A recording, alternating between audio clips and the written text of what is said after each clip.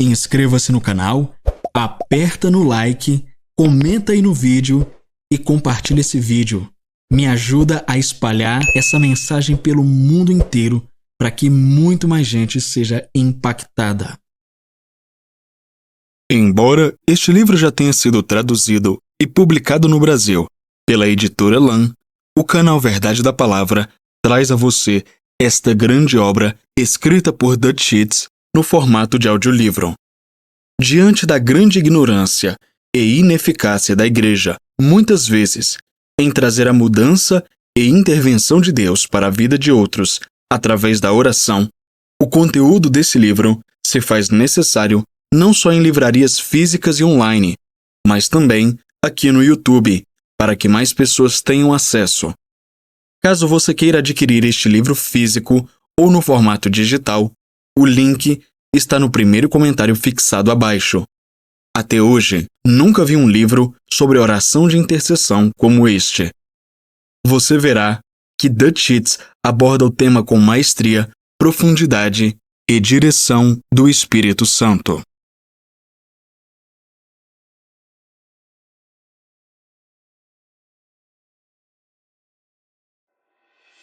Opa! Antes de começarmos o vídeo, quero te fazer uma pergunta. Você gosta deste canal? Gosta dos livros e materiais que trago aqui?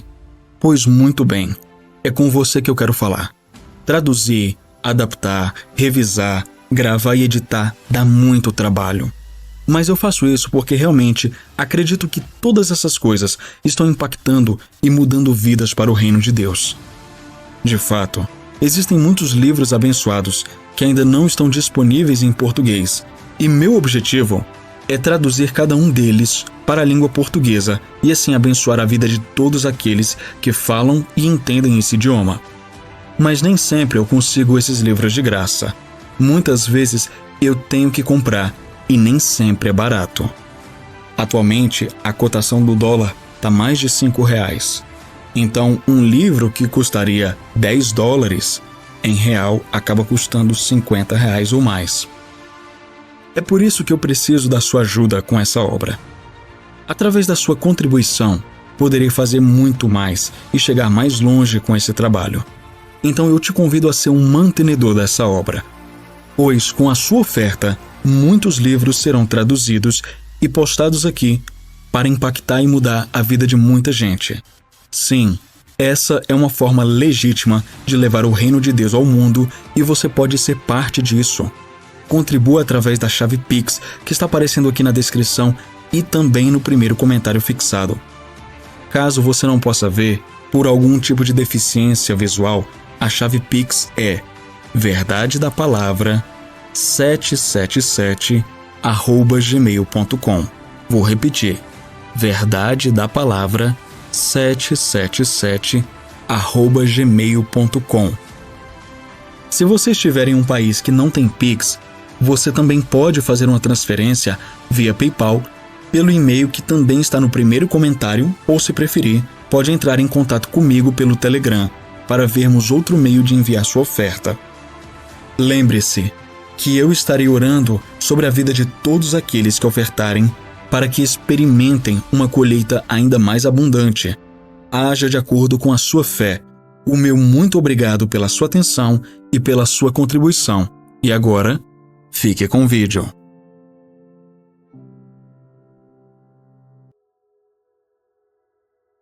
Capítulo 3. Representando Jesus. A procura de respostas. Quando não sabemos o que estamos procurando, provavelmente nunca encontraremos nada. Quando não sabemos o que estamos fazendo, provavelmente não realizaremos um bom trabalho. Eu me lembro de uma aula de inglês durante o ensino médio. Nunca fui muito bom em gramática. Ficava ocupado demais fazendo coisas importantes, como jogar futebol americano e corridas. Era uma sexta-feira à tarde e tínhamos um grande jogo naquela noite. Dá para imaginar onde andava minha cabeça. Depois de marcar o gol e me deleitar com os gritos ensurdecedores da multidão, minha mente foi gradualmente voltando para minha aula de inglês. A professora falava algo sobre um particípio do presente. Bem, eu não fazia a menor ideia do que era um particípio, mas não me soava algo muito bom. E sabia que, pelo fato de ser presente, poderia significar duas coisas: ou era uma situação do momento, ou algo presente na sala de aula. "Dutch", disse minha professora, provavelmente percebendo que eu estava com a cabeça nas nuvens. "Pode achar o particípio presente para nós?" Não sabia se olhava para o chão, para o teto ou para fora da janela. Tentando parecer o mais inocente, inteligente e participativo possível, fiquei olhando ao redor da sala durante alguns segundos antes de responder. "Não, senhora. Não vejo esse tal de particípio em nenhum lugar. Mas não se preocupe. Tenho certeza de que ele aparecerá em algum lugar." Nunca descobri qual era aquele particípio presente, mas não deveria ter sido algo tão ruim ou sério como eu pensava, porque, quando eu disse aquilo, todos riram. Fiquei aliviado. Dei um pouquinho de paz para uma professora obviamente atribulada e consegui me safar de uma situação potencialmente constrangedora. Mas afinal de contas, o que é intercessão? Não é o que você provavelmente pensou. Sei que você respondeu oração ou algo semelhante. Mas, em termos técnicos, intercessão não é de modo algum oração. A oração de intercessão é oração. Mas a intercessão é algo que alguém realiza que pode também ser realizado em oração. Essa explicação é tão confusa quanto o particípio presente, não é? Pense da seguinte maneira: concordar não é orar, mas existe um tipo de oração em que concordamos juntos sobre o que clamar em oração. A fé não é oração, mas existe a oração da fé. Da mesma maneira que uma pessoa não pode orar intencionalmente uma oração concordando com algo até entender com que se está concordando, uma pessoa não será muito eficaz na oração de intercessão até entender o conceito de intercessão. Você ainda está me acompanhando? Antes de definirmos intercessão, para que possamos chegar à definição de oração intercessória, vamos não apenas definir literalmente o sentido da palavra, mas também o contexto com 1.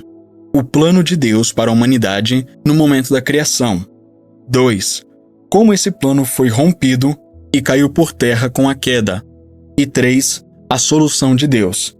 Em outras palavras, veremos o conceito de intercessão dentro dessas referências, permitindo que nos ajudem a chegar à definição. Isso cumprirá 3 propósitos. Primeiro, ajudará você, leitor, a compreender o conceito de intercessão para que possa entender o que é a oração intercessória. Segundo, permitirá que você veja o papel de Cristo como o próprio intercessor. Nossa oração de intercessão sempre será apenas e unicamente uma extensão do trabalho de intercessão feito por Ele. Esse é um ponto fundamental e se tornará mais claro conforme prosseguiremos. E terceiro, com esse tipo de conhecimento, você se tornará a pessoa mais espiritual do seu grupo de oração. Definindo a intercessão. Em primeiro lugar, vamos dar uma olhada no conceito literal de intercessão. Depois pensaremos sobre o termo em contexto com a queda do homem. Segundo o dicionário Webster, interceder significa vir ou colocar-se entre, agir entre partes com a intenção de reconciliar os que divergem ou contendem, intervir, mediar ou fazer intercessão, mediação. Usando a mesma fonte, mediar significa entre 2 extremos, intervir entre partes tratando ambas com igualdade, negociar entre pessoas que discordam buscando reconciliação, mediar a paz, intercessão. Observe que esses termos são sinônimos próximos de algumas das mesmas palavras usadas para definir cada um deles. Entre, intervir e reconciliar. Observe também que há um termo usado para definir o outro. Mediação define intercessão, intercessão define mediação. Como se pode ver claramente pelas definições, O conceito de intercessão pode ser resumido em mediação, colocar-se entre, intervir, representar uma parte perante a outra, mas não limitando-se a situações legais. A intercessão acontece diariamente nos tribunais quando advogados intercedem por seus clientes. A intercessão acontece diariamente em reuniões contratuais, em que procuradores representam uma parte perante a outra. A intercessão acontece diariamente em escritórios e reuniões de negócios, quando secretárias ou associados colocam-se entre, representando um perante o outro. Não há nada de espiritual nisso. É uma questão de delegar tarefas. É uma questão de autoridade. E resume-se em representação. Como discutimos no capítulo anterior, representar significa apresentar novamente ou tornar presente. Muitos anos atrás, meu pai contratou um intercessor, nós o chamávamos de advogado, para representá-lo perante um tribunal. Papai havia sido parado por um policial e fora espancado e jogado na prisão. Tudo isso com a minha mãe e minha irmã de 3 anos assistindo. O policial achou que ele fosse outra pessoa. Na verdade, papai voltava para casa depois de um culto da igreja, no qual ele pregara naquela noite, o que aumentou a ironia e a injustiça daquele terrível acontecido. Nosso advogado colocou-se entre papai, o juiz, o outro advogado e o policial. Ele escutou o caso, juntou provas, descobriu o que papai queria e depois o representou diante do tribunal. Ele mediou muito bem. Ganhamos o caso. Intercessão não se trata apenas de assuntos legais. Esse foi apenas um exemplo. Qualquer outra maneira de representação ou mediação é intercessão. Agora, reflitamos sobre esse conceito em vista da criação e da queda. Adão deveria representar Deus no planeta Terra, gerenciando, governando ou cuidando de tudo para ele. Deus disse a Adão o que queria, e Adão o representava diante do restante da terra. Adão colocou-se entre Deus e o restante da criação. Adão era literalmente o intercessor ou mediador de Deus na terra. Cristo, o intercessor supremo. É claro que Adão falhou em sua tarefa e Deus teve de enviar outro humano, chamado de Último Adão, para fazer o que o primeiro Adão deveria ter feito e consertar a bagunça feita por ele. Então, Cristo veio para representar Deus na terra. Ele se tornou o intercessor, ou mediador, se colocando entre Deus e os homens e representando o Pai perante a humanidade. De acordo com João capítulo 1, versículo 18, Jesus foi a exegese de Deus para nós. Ninguém jamais viu a Deus, mas o Deus unigênito, que está junto do Pai, o tornou conhecido.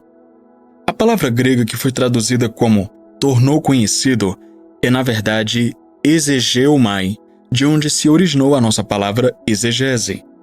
Talvez você já tenha ouvido falar da criancinha que estava desenhando quando o seu professor comentou: "Que desenho interessante! Conte-me sobre ele." É um desenho de Deus. Mas ninguém sabe como Deus se parece. Saberão quando eu terminar, disse o jovem artista. Jesus veio e fez para nós um desenho de Deus. Agora sabemos como ele se parece. Mas essa não é a única direção da intercessão divina. Grande ironia é o fato de o homem, que deveria ser o intercessor de Deus, mediador ou representante na terra, precisar agora de alguém que seja o seu mediador. Aquele que fora criado para representar Deus na terra precisava agora de alguém que o representasse perante Deus. Obviamente, Cristo se tornou esse representante, intercessor ou mediador. Ele não só se tornou o representante de Deus para o homem, mas também representou o homem perante Deus. Esse Deus-homem foi o advogado para ambos os lados. Ele é o intermediário final, supremo e único. Ele é o apóstolo, Deus para a raça humana, e sumo sacerdote, da raça humana para Deus, da nossa confissão. Hebreus capítulo 3, versículo 1. Ele é o grande intermediário de Jó entre o céu e a terra, com uma mão sobre Deus e a outra sobre os homens. Ver Jó capítulo 9, versículos 32 e 33. Consegue entender? A intercessão de Cristo, seguindo seu significado literal, não foi uma oração que ele fez, mas um trabalho de mediação realizado por ele. Espero que esteja pronto para isto. Não acredito que a intercessão que ele faz por nós agora no céu tampouco seja a oração. Tenho certeza de que isso se refere ao seu trabalho de mediação. Vê 1 Timóteo capítulo 2, versículo 5. Como ele vem sendo advogado com o Pai. Vê 1 João capítulo 2, versículo 1. Ele trabalha agora como nosso representante, garantindo nosso acesso ao Pai e aos nossos benefícios da redenção. Na verdade, ele nos diz em João capítulo 16, versículo 26, que não está fazendo as petições ao Pai por nós. Naquele dia, pedireis em meu nome, e não vos digo que rogarei ao Pai por vós. Então, o que ele está fazendo quando faz intercessão por nós? Ele está mediando, sendo intermediário, não para nos livrar das acusações contra nós, como fez para nos livrar do pecado, mas para apresentar cada um de nós ao Pai como justos ou como um dos seus. Quando venho diante do trono, Jesus está sempre lá dizendo algo do tipo: Pai, Dutch está aqui para falar contigo. Ele não te procura por causa dos seus méritos ou sua justiça. Ele está aqui por mim. Ele está aqui em meu nome. Tenho certeza de que tu te lembras de que estive entre ti e Dutch e dei a ele acesso a ti. Ele tem algumas coisas que gostaria de perguntar. E conseguimos ouvir o pai responder algo assim: Claro que lembro, meu filho. Ele se tornou um dos seus ao crer. Dutch sempre será bem-vindo aqui, porque ele veio através de você. Jesus então olha para mim e diz: Venha com ousadia ao meu trono da graça, filho, e faça o seu pedido. Jesus não está orando por nós. Ele está intercedendo para que possamos orar. Esse é o significado de pedir em nome de Jesus. Vejamos mais um aspecto da intercessão de Cristo dentro do contexto da queda. A humanidade precisava basicamente de duas coisas depois da queda. Precisava de alguém que fosse o intermediário entre os homens e Deus para poder se reconciliar com Deus. Também precisava de um intermediário entre os homens e Satanás para serem separados dele. Um era para unir, o outro era para desunir. Um restabelecia a autoridade, o outro quebrava a autoridade. Era um trabalho duplo de intercessão. Precisávamos das duas coisas e Jesus fez as duas por nós. Como intercessor mediador, ele se colocou entre Deus e a humanidade, nos reconciliando com o Pai, e entre Satanás e a humanidade, quebrando o poder de Satanás. Esse era o trabalho de redenção da intercessão, e está completo. Portanto, no que diz respeito ao aspecto legal da redenção da humanidade, Cristo é o único e exclusivo intercessor. É por isso que a Bíblia diz: Porque há um só Deus e um só mediador entre Deus e os homens, Jesus Cristo, homem. 1 Timóteo capítulo 2, versículo 5. Poderíamos ter o versículo facilmente desta maneira: um intercessor. Essa revelação é fundamental. Significa que nossas orações intercessórias serão sempre e somente uma extensão do trabalho de intercessão de Cristo. Por que isso é tão importante? Porque Deus não honrará nenhuma intercessão que não seja a de Cristo, e também porque, se compreendermos isso, nossas orações de intercessão se tornarão infinitamente mais poderosas. Voltemos à nossa conversa na sala do trono. Eu estou lá pedindo ao Pai que estenda sua misericórdia para levar a salvação ao povo de Tibete. O Pai poderia responder: Como posso fazer isso? Eles são pecadores, adoram deuses falsos, o que na verdade é uma adoração a Satanás. Além disso, eles nem sequer querem que eu faça isso. Eles mesmos nunca pediram. Eu respondo: Porque Jesus intercedeu ou mediou por eles, Pai. Estou pedindo devido ao que ele fez. E ele precisa que um humano na terra peça por ele, porque ele agora está no céu. Então, como Cristo me ensinou, estou pedindo que venha o seu reino e a sua vontade seja feita no Tibete. Estou pedindo que sejam enviados alguns obreiros para lá, Estou pedindo essas coisas por Cristo e por intermédio de Cristo, Pai. Eu te peço que faça isso com base inteiramente no trabalho de redenção que teu filho já fez. O pai responde: resposta correta. Gabriel, você ouviu o homem. O que está esperando? Rapidinho. Por acaso você tem algum livro de algum autor que você gostaria muito de ler? Ou você não tem o livro, mas conhece algum que você gostaria muito de ler, mas o livro ainda não foi traduzido? Faz o seguinte, me chama lá no Telegram. O link do meu Telegram vai estar aqui no primeiro comentário fixado, que a gente conversa sobre isso e eu te passo um orçamento legal. Ok? Agora continue com o vídeo. Distribuidores de Deus. Quando digo que nossas orações de intercessão são uma extensão do trabalho de intercessão de Cristo, a diferença está na distribuição versus produção. Não temos de produzir nada, reconciliação, libertação, vitória, etc. Mas temos de distribuir, como os discípulos fizeram com os pães e peixes. Ver Mateus capítulo 14, versículos de 17 a 19. Nosso chamado e nossa função não é substituir Deus, mas liberá-lo.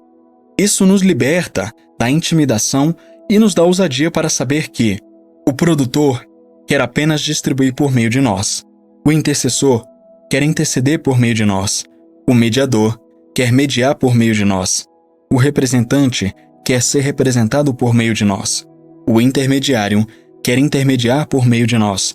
O vitorioso quer ver sua vitória triunfar por meio de nós.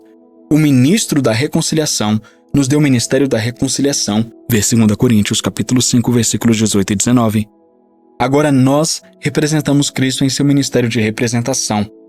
Deus continua a encarnar seus propósitos redentores em vidas humanas. Nós não libertamos ninguém, não reconciliamos ninguém a Deus, não derrotamos o inimigo. Esse trabalho já foi feito.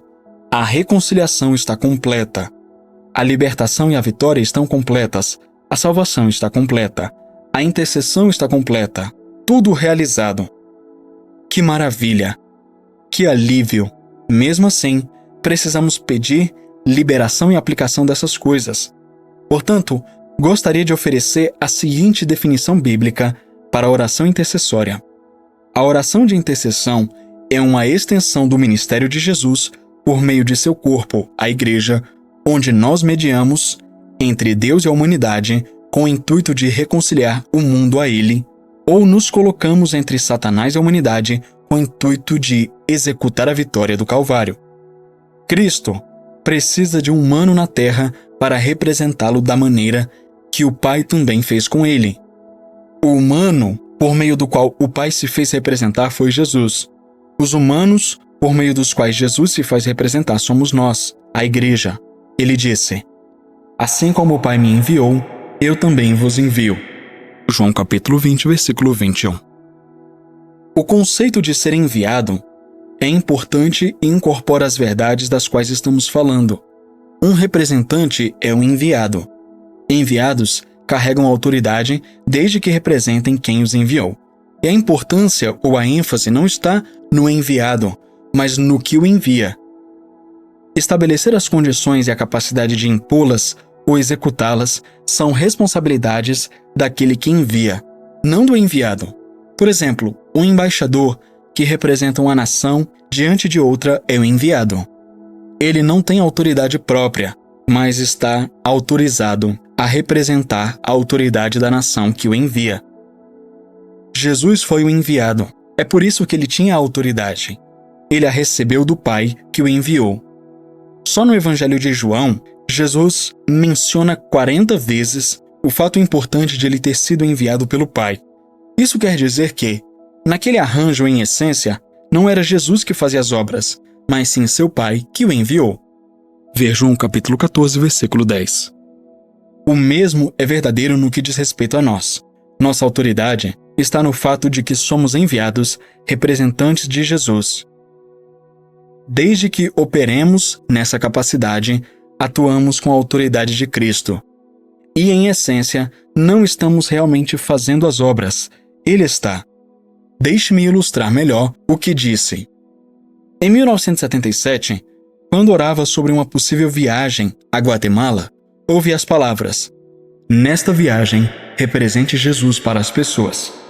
Logo que ouvi isso, respondi à voz, achando que era um espírito mau tentando me enganar. Mas a voz retornou, dessa vez acrescentando as palavras: "Seja a voz de Cristo, seja as mãos dele e os pés dele. Faça o que sabe que ele faria se ele estivesse lá em carne e osso. Represente-o."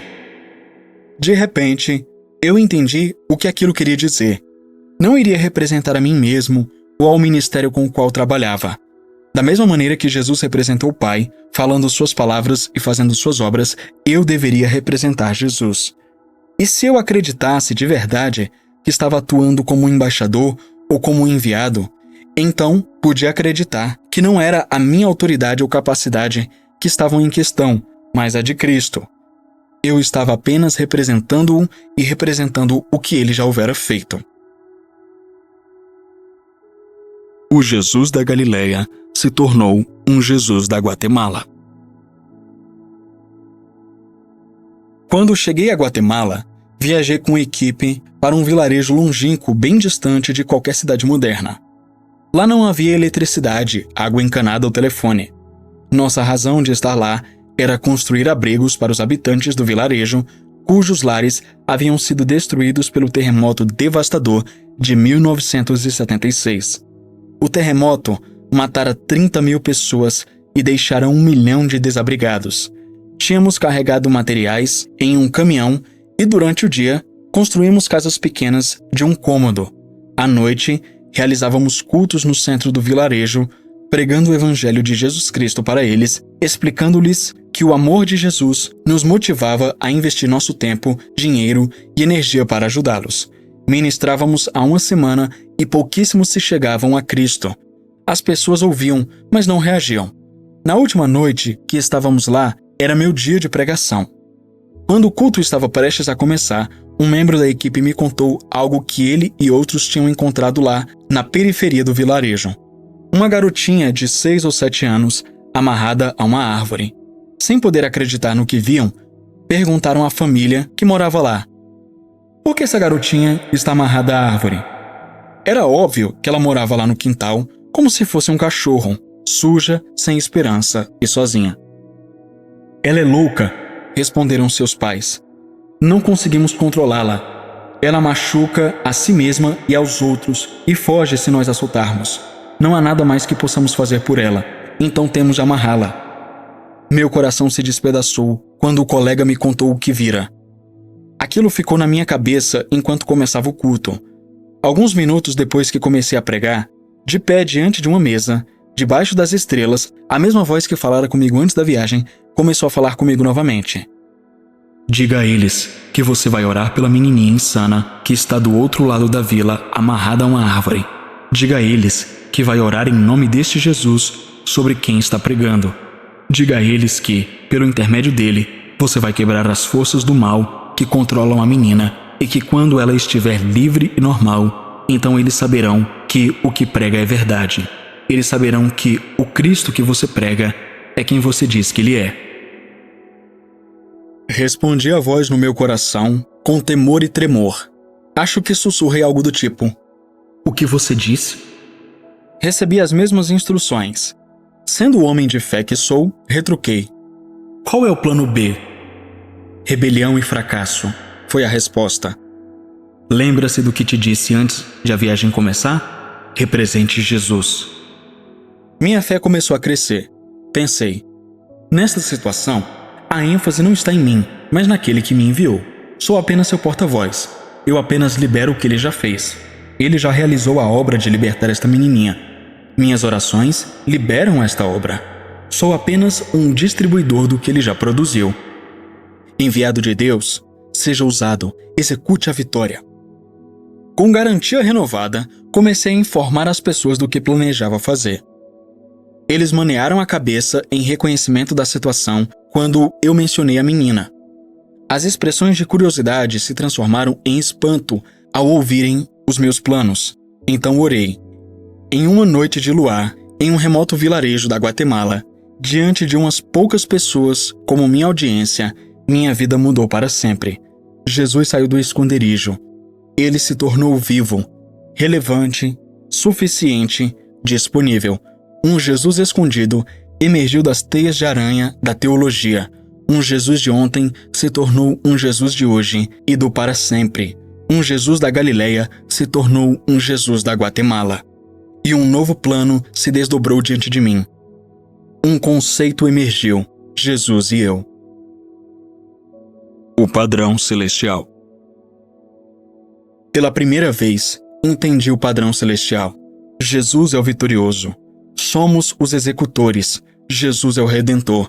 Somos os entregadores. Jesus é a cabeça. Somos o corpo. Sim, ele libertou a garotinha. Sim, o vilarejo aceitou a Cristo. Sim, Jesus prevaleceu por meio de um de seus enviados. E a parceria continua. Deus e os humanos. Mas é essencial seguirmos o padrão correto. Minhas orações de intercessão liberam a obra consumada da intercessão de Cristo. A obra de Cristo dá poder às minhas orações. Minhas orações liberam sua obra. O que eu faço é uma extensão da obra dele. A obra dele é que efetiva a minha. Nos negócios do reino, não estamos no departamento de produção. Estamos no departamento de distribuição. Que grande diferença! Ele é quem faz, quem produz. Nós somos os distribuidores. Portadores da maravilha de Cristo. Acho que isso nos torna colaboradores ou cooperadores de Cristo. O que acha disso? Acho que Cristo é maravilhoso e quer que sejamos cidadãos participantes da sua maravilha e de seu reino maravilhoso. Portadores humildes da maravilha de Cristo, todavia maravilhosos também. Mais do que conquistadores, Cristo e seus cristãos mudando as coisas na terra. Há muitas pessoas feridas e sofredoras, amarradas a árvores ao redor do mundo. Você trabalha ao lado de algumas delas, outras vivem do outro lado da rua. Uma delas provavelmente acaba de te atender ou de te levar à sua mesa no restaurante ou trazer sua comida. Suas correntes são o álcool, as drogas, o abuso, os sonhos despedaçados, a rejeição, o dinheiro, a lascívia e a cobiça. A lista é grande. Acho que você entendeu a questão. O plano A seria o seguinte: pessoas sobrenaturais, mas comuns como você e eu que 1. Acreditariam de todo o coração na vitória do Calvário, estariam convencidas de que foi uma vitória completa e final, e 2. Assumiriam seu papel de enviados embaixadores, representantes autorizados do vitorioso. Nosso desafio não é tanto libertar, mas sim crer no libertador. Não é tanto curar, mas crer em quem dá a cura. Passemos ao plano B. Desperdiçar a cruz, deixar os atormentados entregues ao próprio tormento, gritar através de nosso silêncio. Já não há mais esperança. Escutar o pai dizer novamente: procurei, mas não encontrei ninguém. Escutar o filho lamentar mais uma vez: os obreiros, onde estão os obreiros? Igreja, acorde. Vamos desamarrar algumas pessoas. Vamos dizer a elas que existe um Deus que se importa com elas. Vamos assumir nosso papel de representar, mediar e interceder. E agora? Alguém sabe onde encontrar o particípio do presente? Questões para reflexão. 1. Defina intercessão e oração intercessória. Qual é a diferença? Por que isso é importante? 2. Qual é a relação entre intercessão e mediação? 3. Eu disse que Cristo era um intercessor e que nossas orações são uma extensão do trabalho realizado por Ele. Consegue explicar o que eu quis dizer com isso? 4. Explique os dois aspectos da intercessão de Cristo: reconciliação e separação, relacionando-os com a necessidade dupla que a queda trouxe para a humanidade. 5. Qual o significado de ser um enviado? 6. Você conhece alguém que está amarrado a uma árvore, entre aspas? Por favor, ajude-o. Chegamos ao final de mais um vídeo. E eu quero convidar você que chegou até aqui a clicar no like, compartilhar bastante esse vídeo, responda as questões que The Cheats deixou aqui no final, reflita sobre elas. Se você não é inscrito e caiu aqui de paraquedas, por favor inscreva-se. Você vai encontrar conteúdos como esse maravilhosos nesse canal. Se você ama essa obra, mande a sua oferta, a sua contribuição para ajudar esse trabalho a crescer cada vez mais. E para provar que você chegou até aqui, coloque assim nos comentários: eu sou um representante de Cristo na Terra. Eu sou um representante de Cristo na Terra. Até a próxima.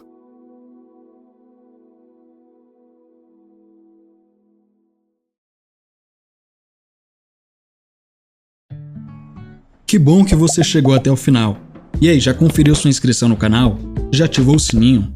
Se você ainda não é inscrito, não perca o seu tempo e se inscreva agora. Também deixa o seu like, porque isso ajuda muito o canal e faz com que esse conteúdo alcance mais pessoas. Obrigado pela sua presença aqui e até a próxima. Tchau!